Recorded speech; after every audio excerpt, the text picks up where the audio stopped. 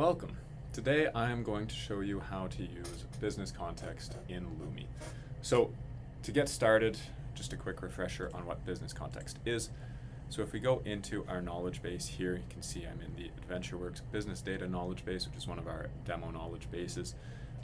Business context is just details about your business and your application that might be either different from what you'd expect an LLM to intuit when you ask about them, or just completely specific to your business.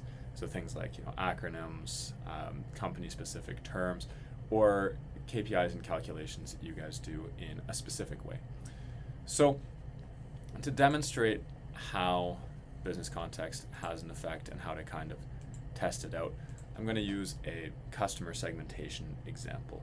So I'm going to ask here, show me our list of high value customers. Right? This is not a term that I've yet defined in our business context, right? High value customers. And so we'll see here as Lumi operates, this will show us what context pulled in some fields and some tables, but we can see there's no business context related to high value customers. Now, we can see that it did give us a response here, but the way it gets us that response is you can see in assumptions here, it's assumed that high value customers are the top 10% of customers by total revenue. So this is a decent definition, but maybe it's not exactly what we want. Maybe we want this to be, let's say, the top 20% of customers by total revenue. So I'm going to go ahead and actually steal most of this definition just for the sake of expedience here. I'm going to go to our knowledge base, our business context tab. I'm going to add a detail here. I'm going to call it high value customers. I'm going to paste this here, and I'm going to say that this is actually the top 20% of our customers by total revenue. I'm going to go ahead and save that. And when you're saving this, just a general tip, make sure that you let Lumi finish saving before you navigate to a different page. Otherwise, your changes may not be saved and you may end up somewhat confused. So, returning now to our chats, I'm going to open up the chat I just made. I'm going to take this question and just copy it into a fresh chat so that there's no sort of leftover context from previous prompts.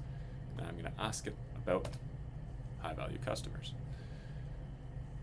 And we should see, as this prompt runs, it'll discern context here, and now we can see this high value customers context. It's including this top 20%. And if we look at our query now, this assumption reads that high value customers are defined as the top 20% of customers by total revenue. So that's how business context works in Lumi, and that's how to kind of test to make sure that your business context is getting captured, is by checking out that isolated context table here. So sometimes, depending on what your context is, if there's kind of many different ways to refer to it, sometimes you'll see that different ways of referring to it may not be caught here, and so you have to kind of optimize the name for the context or the content itself to kind of pick up more of those terms that users within your company might use. But yeah, this is how to check that firstly it's being picked up, and then secondly that it's being applied. So you can take a look at the isolated context tab to make sure that it's being brought into the process, and then you can take a look at the generated query tab to see that the definition that you've provided or the information that you've provided, however that works, is actually being brought into the query itself. That's all for now. Thanks for your attention, and yeah, have a good day.